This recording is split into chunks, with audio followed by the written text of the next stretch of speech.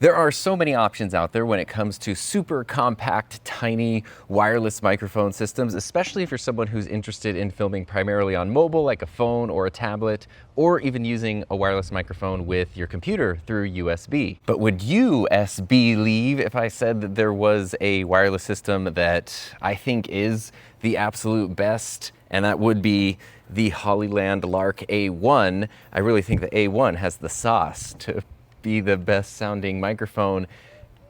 Okay, basically, it got kind of windy. So I have the Hollyland here and the Rode Wireless Micro here.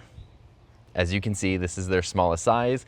To prevent wind noise though, I am gonna put their wind screens on, which is gonna make them look a little bit larger than they are. So now I've got two fuzzy microphone transmitters pinned to me here, but hopefully that reduces any wind noise. And they both do come with wind screens, which is very, very cool. They do not fit in either of the cases though, but as is the case, here's basically what happened. And this is definitely not a sponsored video because if anything, you would think it would go the other direction. Rode did send me the wireless micro, which I do really like. And I think that it does outcompete other systems in a few key areas.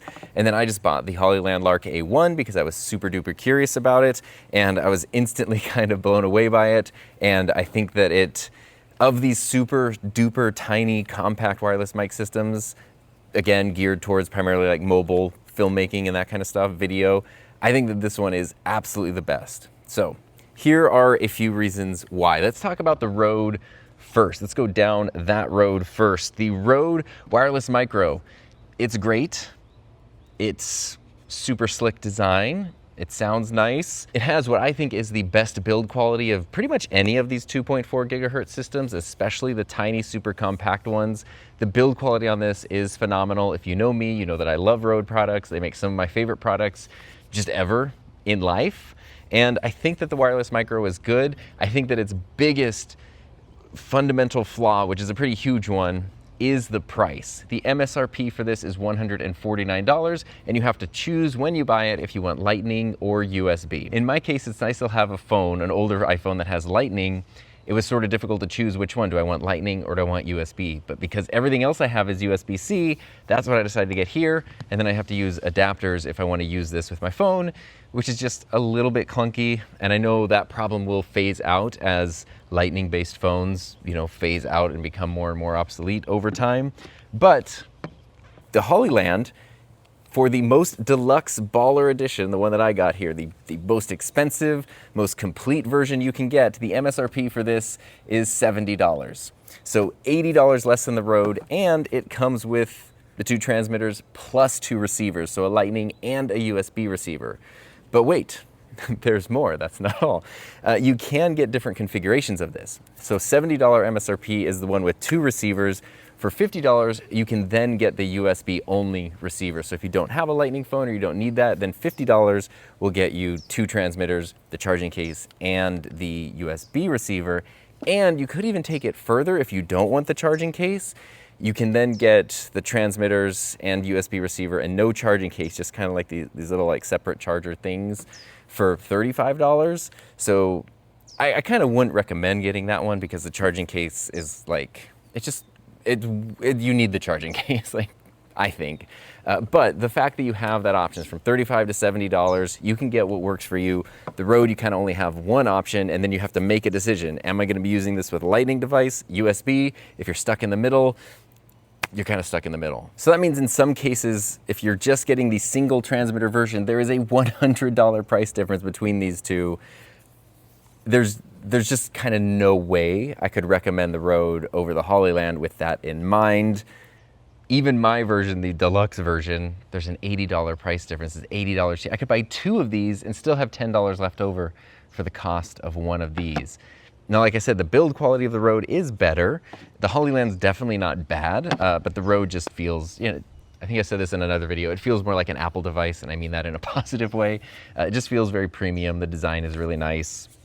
That is definitely something you're paying for. A couple other advantages to the Rode, aside from the build quality, are the fact that it does have some Bluetooth options. I did do a separate video about this. If you don't want to use the receiver and you just have the transmitter, you can actually pair the transmitter to your phone just with Bluetooth. So you don't even need anything else. And that's pretty cool. It is a little bit limited because you have to go through the Rode Capture app. The reason for that, at least I think, is because that's how they do the best sound processing. Bluetooth audio quality is never going to be as good as like direct, 2.4 or obviously like a UHF system or something. But in the case of the wireless micro, when you're running through the Rode Capture app, it is the best Bluetooth sound quality I've heard. It's definitely very usable. So that's kind of a cool feature, although it is limited by having to run through that specific app. So there's definitely, a trade-off there. It is a feature that the Hollyland does not have. And the other area that the Rode outperforms the Hollyland is in its SPL, which is its sound pressure level. That's basically the loudest sound it can capture. So, depending on where you're going to be using the microphone, if you're going to be in situations where there's loud sound, you want a microphone that's not going to have problems capturing those sounds. The wireless micro is rated for 135 decibels of SPL, so up to 135 decibels, which is really loud. The Hollyland is rated for 120, so 15 fewer decibels. That is still way beyond like speaking volume. That's loud. Like you're at a racetrack, you're at a sports game, you're at a concert, something like that. It's something where if you're listening to 120, 135 decibels of sound for an extended period of time, you're probably also damaging your hearing. But just keep in mind that if you are doing things that involve loud sound, the Rode is definitely the winner because it can handle more of that. When I use these types of systems, especially ones that are designed to be used just with phones, I don't like to use them in like perfect settings all the time because I don't think that's how most people who have them are going to be using them. I think a lot of people are going to get this, you're going to slap the receiver on your phone, you're going to go outside and you're going to be in a place where you can't control the wind or the birds or the sounds or whatever, and you're going to try to get the best audio possible. So I don't want to create like the perfect audio testing environment to hear what these sound like, because I don't think that's the experience most people are going to have. And as you can see here, they both do have magnetic clips, so they're just clipped to the middle of my shirt. I did wear a lightweight shirt like I usually do with these kinds of videos, just because I like to show how light these transmitters are. They aren't the ones that will pull down your shirt collar and stretch things out. They're both super lightweight, both super compact. I can tell you that having had them on for a while, they're both totally comfortable. I cannot feel the Hollyland at all, and I can feel the Rode. So just something to keep in mind. It's not uncomfortable, but I'm just aware that it's there, whereas the Hollyland, I would totally forget entirely that it's there. And that is also including the windscreens, which normally I try not to use because they're, then they become a little big and distracting. Both of these systems are also available in black if you don't want the white version. I know I'm wearing a black shirt, so I should get the black version. It would be discreet. I like the way the white ones look, and for the stuff I do most of the time, it does not matter if the microphone blends in or not. So I just went with white because I liked it. Now we can kind of get into a little bit more of the weeds of the features here, especially where then the Hollyland kind of comes out swinging like way above its weight class. Upper hook. We can talk about range. This is a good thing. The Hollyland basically has twice the range of the Rode. This has a range of 650 feet, which is about 198 meters, whereas the Rode has a range of 328 feet, or about 100 meters. So roughly twice the range. They are both direct line of sight. You don't want to put anything, you don't want to put a building or something in between you and the receiver. You want to make sure it's direct line of sight. Twice the range on the Hollyland is very impressive. The thing I will say though, as I've said other times, is kind of take those range ratings with a grain of salt. They are important. If something has 10 meters and something has 100 meters, I think that's very important. But realistically, are you going to be 650 feet, 200 meters away from, especially your phone when you're filming? Like, what are you even doing at that point? To me, that's what I look at when I look at range. Like the Rode having 100 meters, which is the shortest distance, I can't imagine a situation where I'm anywhere near more than 100 meters away from the phone. Like I'll probably be 3 to 5 meters max from the receiver when I'm filming. So knowing that I have 85 extra to go, it's not that I'll use those, it just means that pretty much any situation I will actually be using the device in, it will work just fine. So having extra range, it's kind of cool. I don't know if there's any actual practical purpose to it. So I think both of these are fine in terms of range, even though the Hollyland does have double the range. But again, if if you set up your phone and then you go 200 meters away from it, you're not even gonna be able to see your face or your mouth. Like, I don't know what you're filming, but I don't really think that that's a super practical thing to worry about too much. Battery life, on the other hand, definitely practical when it comes to things like this, and both of them totally fine, probably more than you would ever need. The Hollyland does beat out the Rode though. So each charging case can recharge the transmitters twice, and we're talking both transmitters because they're dual transmitter systems. So the Hollyland transmitters are rated for 9 hours, the Rode's transmitters are rated for 7 hours. Both of those are fine. Hollyland beats out the Rode, but like, that's a lot of time. And then every time you put it back in the case, it's gonna get topped off on charge. And each case in this case can recharge the microphones twice. There is also a lot of wind out here, so I'm super curious how these windscreens are handling this wind noise. And there's also a leaf blower over there. But we're gonna talk about noise cancellation in a second. The Rode Wireless Micro has 0 physical controls. The Hollyland does have a physical control that will enable noise cancellation. It also has a power button. So that means that once the transmitter is out, there are now 2 leaf blowers going. Once the transmitter is out of the case, you can actually turn it off, which is kind of nice if you have it on you and you're taking a break, but you don't wanna like undo it and put it back in the case, you know, you can do that. Also, I did forget to mention that the Rode transmitters do have a clip. The Hollyland can only be used with magnets. The Rodes do have a clip. So that way, if you do want to just put it on a collar, you don't want to use the magnetic function, the Rode is definitely the way to go. So the way I've been recording this is I have my Hollyland going into my phone and I have the Rode just going into USB on my computer through QuickTime. That's how I've been recording these. It has gotten so windy, but that's, you know what, perfect timing. Thank you, nature, and thank you, landscapers, for providing perfect noise cancellation options. Right now, there's been no noise cancellation in this whole video so far. Both microphones do have a noise cancellation option. Actually, a couple sort of different noise cancellation options. The Rode will turn on low noise cancellation. So this is the Rode with no noise cancellation. And now this is the Rode with low noise cancellation. This has now been the Hollyland with no noise cancellation, wind, leaf blowers, and now this is the Hollyland with noise cancellation turned on. Did you catch that? Did you catch that I had to enable the Rode's cancellation here, and on the Hollyland I just pushed a button? There are no physical buttons on the Rode, but the Hollyland I can turn noise cancellation on and off. And actually, turn it back off. Boop, there we go.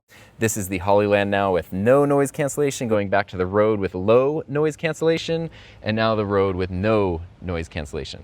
If you are using the Rode with your phone, you can use the Rode app to turn on noise cancellation that way. I just have it plugged into the computer, so I'm using Rode Central. With the Hollyland, you do have the option to just use the physical button to turn on noise cancellation, and you can use the app to then adjust the level, you know, low or off, strong, high, low, medium, high kind of thing, which you can do also with the Rode. You can adjust if you want strong or not strong noise cancellation, but you have to do it in the app and you have to turn it on and off in the app. You can't do it on the device itself.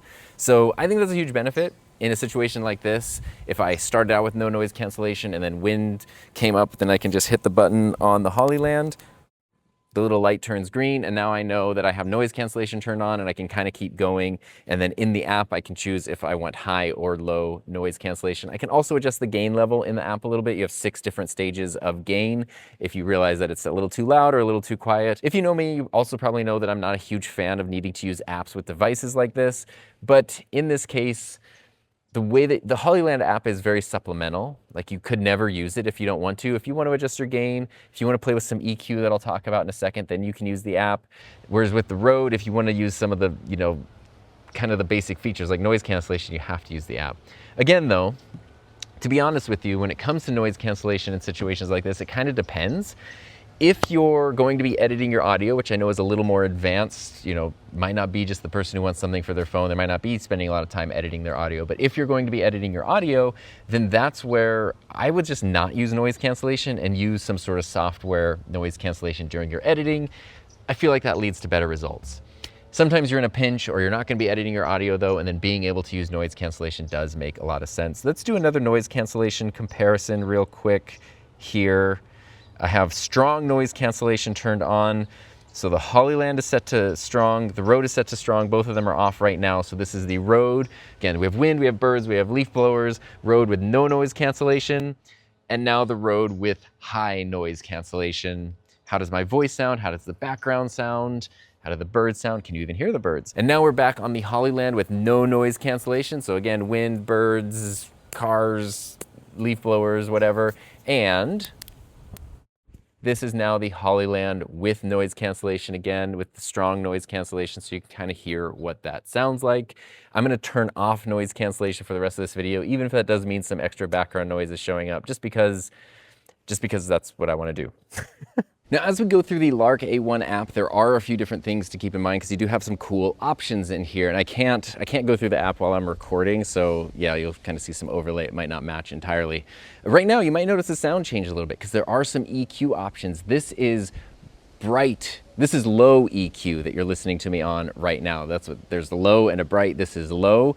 Prior to this in the whole video, I had nothing, but in the app, you can also adjust the volume level. You can then also adjust your EQ. You can mute the microphones. You can choose if you want stereo or mono audio. When you're doing spoken word like this, you want mono because it would be weird if my voice were kind of on both sides. But if you're doing something that's maybe more in the musical realm, or some other kind of artsy sound design, then stereo is really helpful. It's cool that it has that option. And then you can also choose if you want to change the transmitter identification, so you can change the color. You can have the different transmitters have different colors on their LEDs if you want, which is very cool. You can also choose auto power off. So if the transmitters are not paired to anything, they will turn off after 15 minutes. You can turn that off so they turn off never. They will not turn off automatically when they're paired to something. And I should have mentioned this earlier, but neither system, the Rode nor the Hollyland, has internal recording of any kind. You have to use the receiver going into some kind of device. Now, this has been the low EQ setting, and now this is the bright EQ setting. So it's kind of cool that you sort of have that default option, low or bright, depending on your voice, your environment, and your preferences.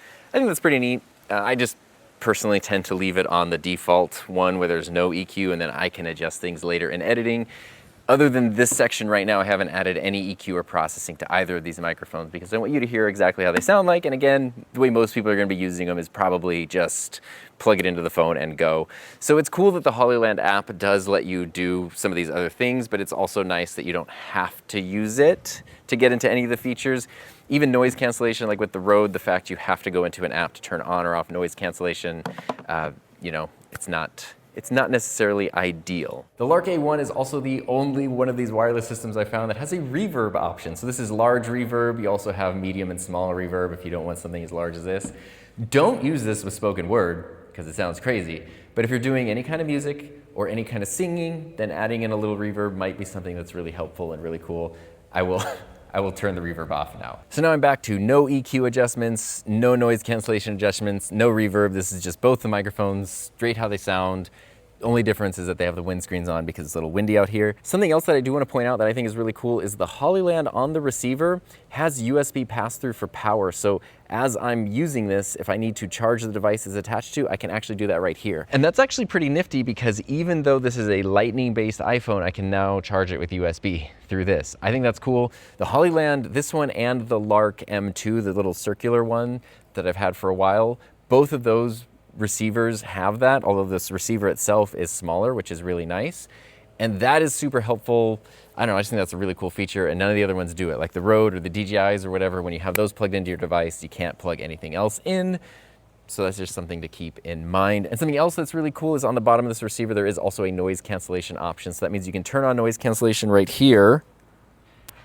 There we go, now I have noise cancellation turned on, and now I should have noise cancellation turned off. And that's pretty neat.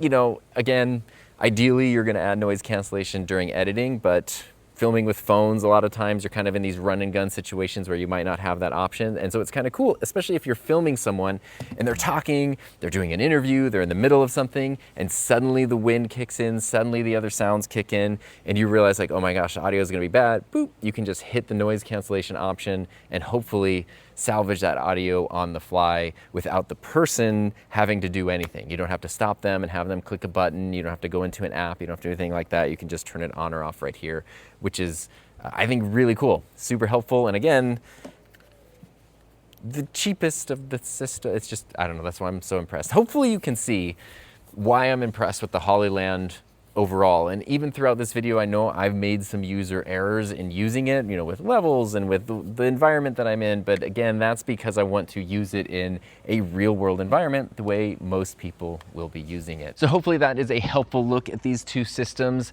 I really enjoy both of them and they're both great. I think that the Rode needs to lower its price a lot. I don't know if that's something that's even possible, but if this were under $100, I think it would be significantly more competitive. As it stands now, $70 for this baller edition with both receivers and the two transmitters and everything and all the extra features you have.